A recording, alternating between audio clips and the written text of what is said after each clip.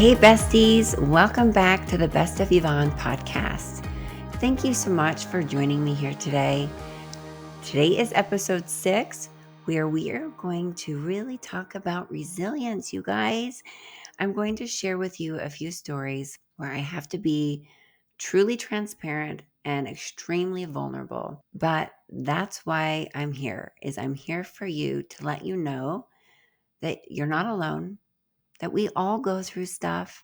I call them shit days. We have shit days, and sometimes we just have really, really dark times in our lives. And oftentimes we get so caught up in our own heads that we forget that there's any other reality outside of our head.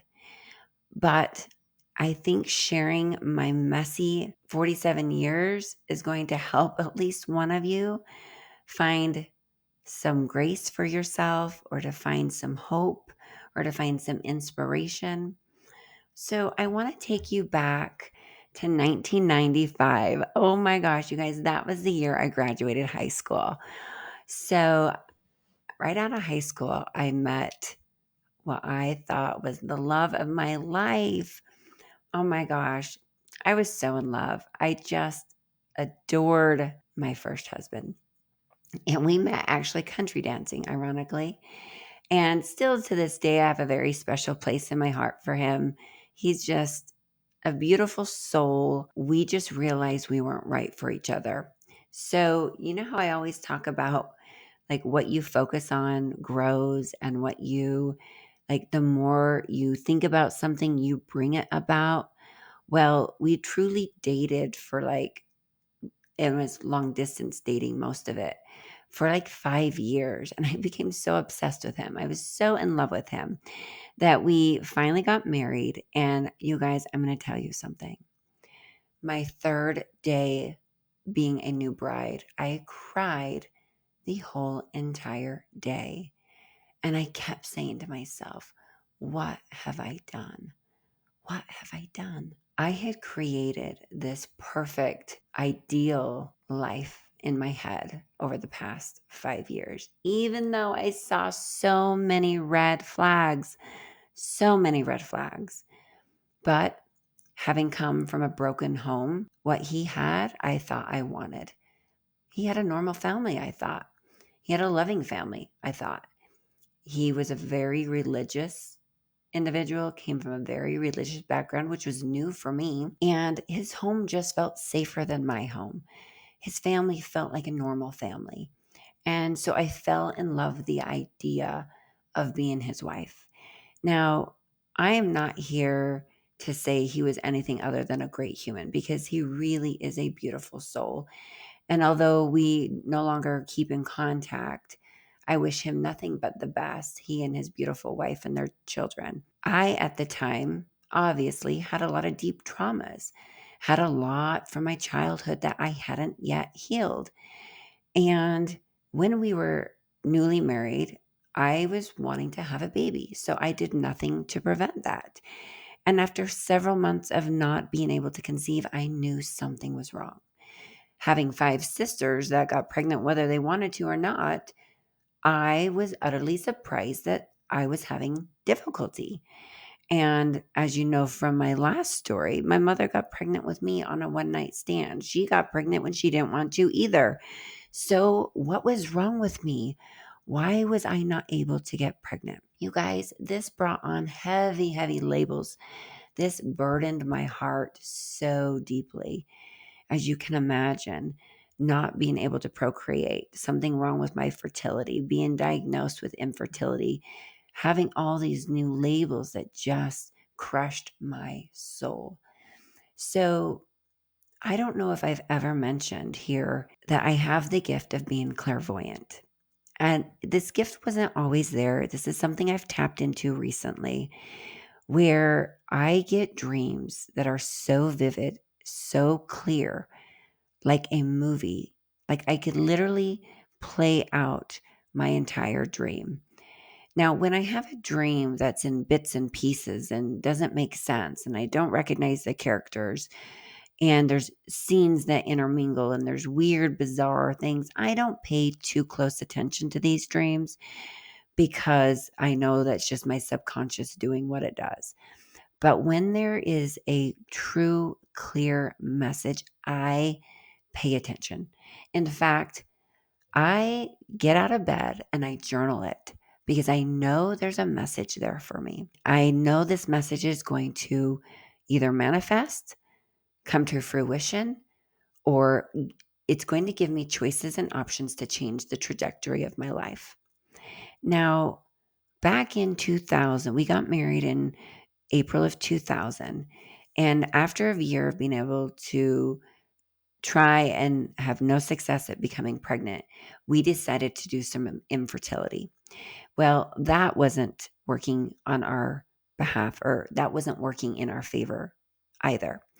So we made the decision to start pursuing adoption, or to at least think about it and consider it. Well, my husband at the time was absolutely against it. And my poor broken heart, I just wanted a baby so bad. I didn't care how I got my baby. I just wanted a baby. And every month when my cycle would come, those of you who know and have gone through the same thing, we literally cry when our cycle comes, because that means no pregnancy, no chance of being a mother. And so time and time, this would happen. I would cry every month. And more would I carry these labels of shame and guilt. I'm not enough. I'm not worthy. God doesn't love me enough to be a mother. All these narratives that ran through my head. And then one night I had a dream. Oh my gosh. This was such an amazing dream. I felt hope. I felt that this was my opportunity, that something was going to change for me. So in this dream, I was living in my double wide trailer. Yes, I came from food stamps and welfare, and my first purchase was a double wide trailer. And it was a dark, stormy, rainy night. And I hear a knock at the door. And I open the door, and they're standing, this young couple, holding a 5-month-old baby boy in a blue Afghan. And as the rain is pouring down and as the thunder is crashing, she says to me, "Would you please take our baby and give our baby a life that we are not capable of giving?" And as I reached out for that baby, I could just feel the joy in my heart. I could just feel these labels lifting. I could feel a sense of peace, a sense of joy, a sense of relief. And then I woke up and I was like, oh my gosh, I'm going to have a baby. Like, this could be my life. This could be an opportunity for me. And so I immediately began to journal this and to process this and to question and to ponder, is this real? Could this be for me? That's my answer. I need to adopt a baby. But how can I convince my husband that this is the route we need to go? And so for many, many months, I sought answers. I sought guidance. I pressured him literally into, let's move forward with adoption. Well, it wasn't long after that I was sitting in the emergency working as a unit secretary.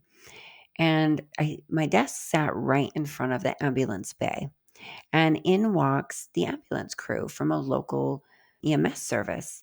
And one of the EMS members sat down at the desk and we were talking, and she was telling me all about her niece who is pregnant, isn't sure she's going to keep the baby.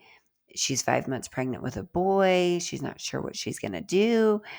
And you guys, my dream came flooding back as if I was living that dream all over again. This was it. Could this be? And immediately I uttered, I'm interested. If she's willing to give the baby up for adoption, I'm interested. I want to know more. Please give her my contact. And sure enough, I get a call from her. And you guys, it felt so right. It felt meant to be. That's all I can say, is this was meant to be. And so as time went on, we eventually got this beautiful baby boy. And I will share more in depth in my next book, where I am creating my memoir of the life that I've lived, the many lives.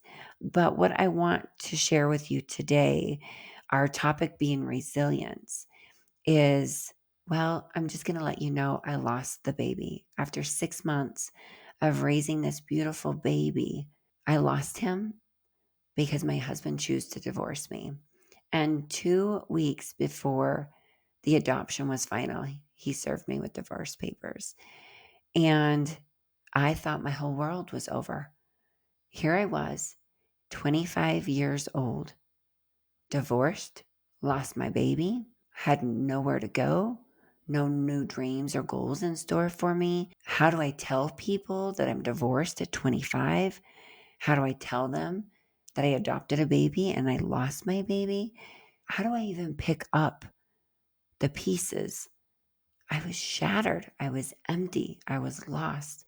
The pain, the grieving, it seemed endless. Every day waking up without a husband by my side. Every day waking up without my baby that I longed for, that I dreamt of, that I knew was meant to be mine. How could this be happening? How can I live through this experience? How can I live to see a brighter day and a better future? But you know what? I'm here today.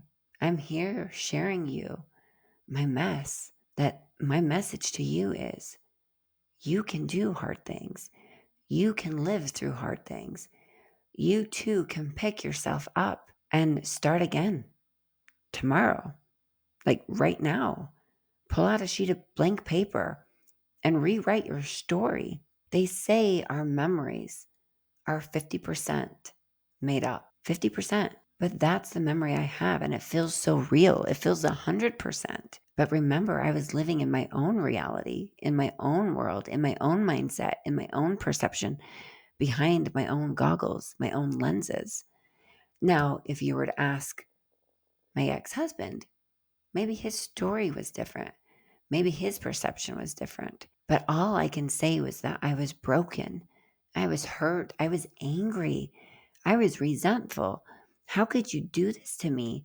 How could you make me lose my baby when that's all I ever wanted? You guys, you can live in your past, looking behind you in that small rearview mirror that is small for a reason, or you can look forward through that beautiful big windshield of endless opportunities, of new beginnings, of beautiful opportunities ahead of you, of new stories to create, new memories to make, new lives to touch. Right now, today, looking back, I understand it all.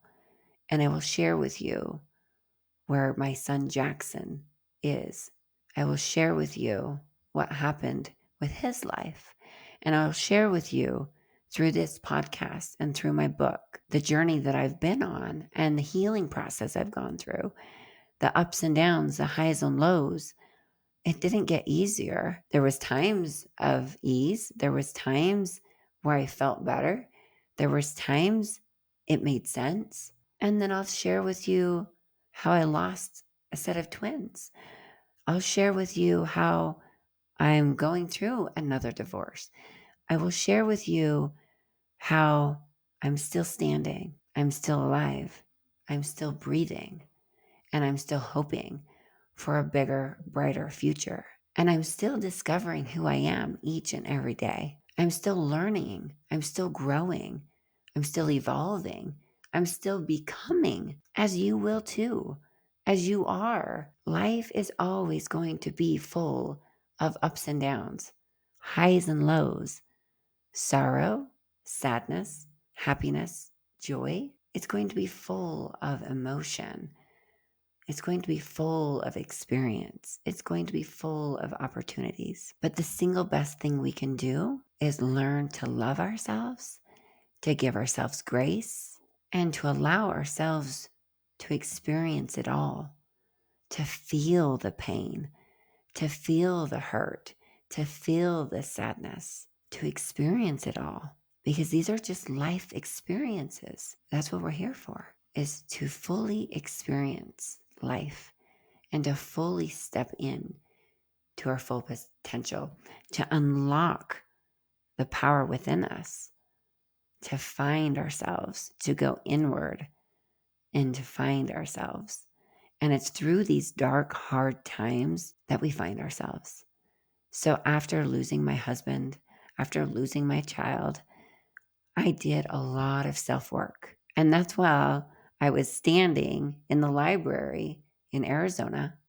I had packed everything I had into the car I owned, and I drove to Arizona to start a whole new life. And while I was standing in the library, the book Beauty Fades, Dumb as Forever fell to the floor in front of me. I picked up that book and read it and felt it speak to my soul. Now, 20 something years later, when I pick up that book, I'm like, does not touch me the same way. But that was the book that literally changed my life, that shifted my perspective, that taught me to get my power back, to stand on my own 2 feet, to get my education, to create a career that was going to financially provide for me. And I've learned to never need a man because they can come and go. I can choose a man. I can choose to be with somebody that's going to love me and support me and believe in me. But I've created this life by design. No, I didn't close my heart off to men. I love my current husband. Now we're best of friends. We've just outgrown one another and we're ready to move on to the next chapter of our life, which I will get into in more detail in the future. I am here to share with you everything, to be very transparent, to be very vulnerable. But what I want you to know the most is that I have gained resilience, I have gained strength, and I have gained so much deep love for myself. I no longer carry shame. I no longer carry guilt. I no longer carry regret because I know I am loved. I know I am love. I know I am worthy. I know I am here for a reason, for a purpose, so much greater than myself. And I really love who I'm becoming. And so I choose not to carry those burdens with me. I choose not to be a victim of my past.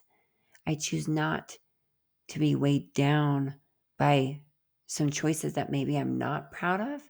Yet I choose to step up, to stand out, to be bold, to be vulnerable, and to be here with you as your bestie, as your friend, to say, girl, I've been there. I've done that. I've failed in so many ways, but I refuse to not get back up. I refuse to let it hold me down and pull me backwards. So if you are going through something hard, if you're going through an ugly, messy divorce, girl, I got you. If you have lost a baby, girl, I've got you. If you are fearful of writing your first book, girl, I've got you.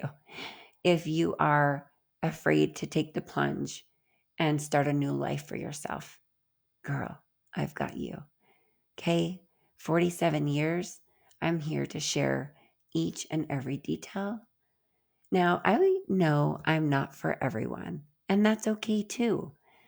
You will find who is right for you. You will find whose message aligns with you. You will find your tribe. You will find your safe circle. But what I can tell you is that if you choose to join here at the Best of Yvonne, I will love you hard. I will serve you. I will pour into you. I will support you. I will believe in you. And I will reach back and pull you into the boat because I've never walked in your shoes. I've walked in my own. And some days have been really, really hard. Seasons have been really, really hard. But it's been really, really beautiful too once I get back in the boat. Once I get to the other side of fear, it is breathtaking. It is exquisite. Words cannot describe how amazing this beautiful life is. And each and every day, I wake up with purpose on purpose to show up for you, to show up for myself, to be the best I can be. I am far from perfect, but damn, do I try my best to be my best. So know that I love you. Know that I'm here for you. I am your bestie through it all. Until next time, where I find you back here at the Best of Yvonne podcast. I am on Instagram at the Best of Yvonne. I'm at the bestofyvonne.com website. I am where you need me. I love you. Until next time.